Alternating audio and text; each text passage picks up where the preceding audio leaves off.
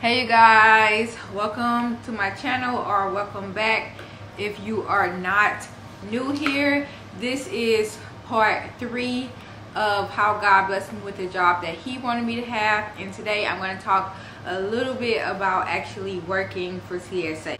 So let's get straight into this video. I recorded on my camera so that I can stay on track and follow my notes so I don't leave anything out. So let's get straight into it. So I ended the last video off talking about how I was going to let you guys know about how it was actually working at TSA after finishing my 2-week training. So I'm on the checkpoint now. And I work as a phase 1 officer for about 3 months. Nothing bad. It's pretty easy. I'm doing the same thing every day because I'm limited. I can't do all the different positions, so I'm doing the same thing every day, but for the most part it's easy.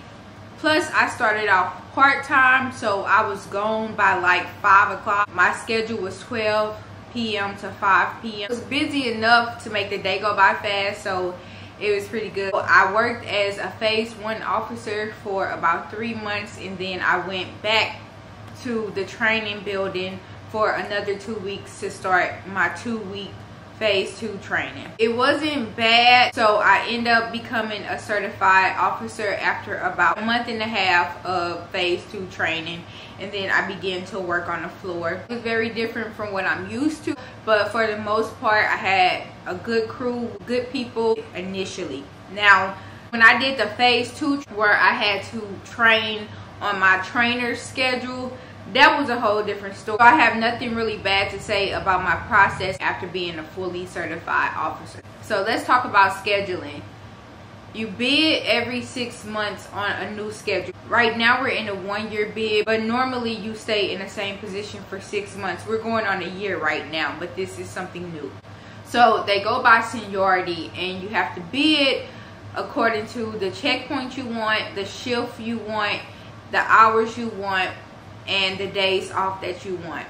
So I decided to go full-time after about a year of working with TSA because I wanted to stay on my same checkpoint. So I didn't have Sundays off anymore, but what I did was have a religious adjustment.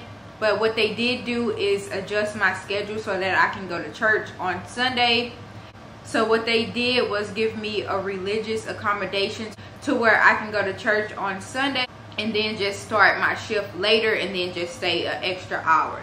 So I did that for a while. Then they wanted the part-timers to pick up a day. We start working 5 days a week instead of 4 days a week. I just want to back up and say it was like decent money even while I was part-time, because when COVID was happening, they were giving us incentives just for showing up to work. So it'd be like $250 check or every month, but down the line they gave us like a 10% retention. So although I was part-time, because I was still doing my cleaning business, I was still making like to decent money because of the extra incentives and everything. I ended up going full-time, and it was a significant pay raise. Thank you, Jesus. It was more than I expected it to be. And after about 2.5 years, we got a raise. Everybody got a raise. The raise was after 2.5 years, and it was a significant change as well. So I was pretty happy with that. It was more than I expected. Again, people who I work with, they still complain about how we're not making enough money because we're pretty much considered frontliners. But this is more money than I made at my previous job. So for me personally, it is a big pay jump. The thing about working for TSA is that you will continue to get raises, because I know there are people who've been there for about 3 years more than me that are at a different pay band than me. So the good thing is that you will continue to have increased pay, and also you can move up in the company. I want to mention that for anybody who may be watching who's actually looking for a job. You can move around in TSA. You have to start off as a TSO, but after that you can eventually move around. You can be like with the K9s, you be in training, the office. Of course you can become a lead, you can become a supervisor, you can become a manager. And I will say a TSO salary versus a supervisor salary is a significant jump.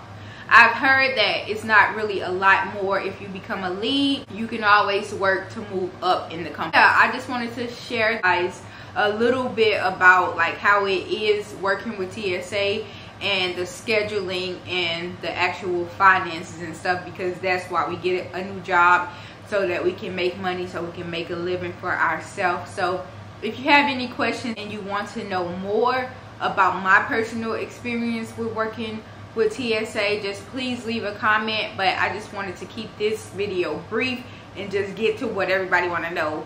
How's the pay? How's the scheduling? So hope you guys enjoyed this video. If you did, please leave a comment, please leave a like, please consider subscribing, and if so, I'll see you guys in the next video. Bye.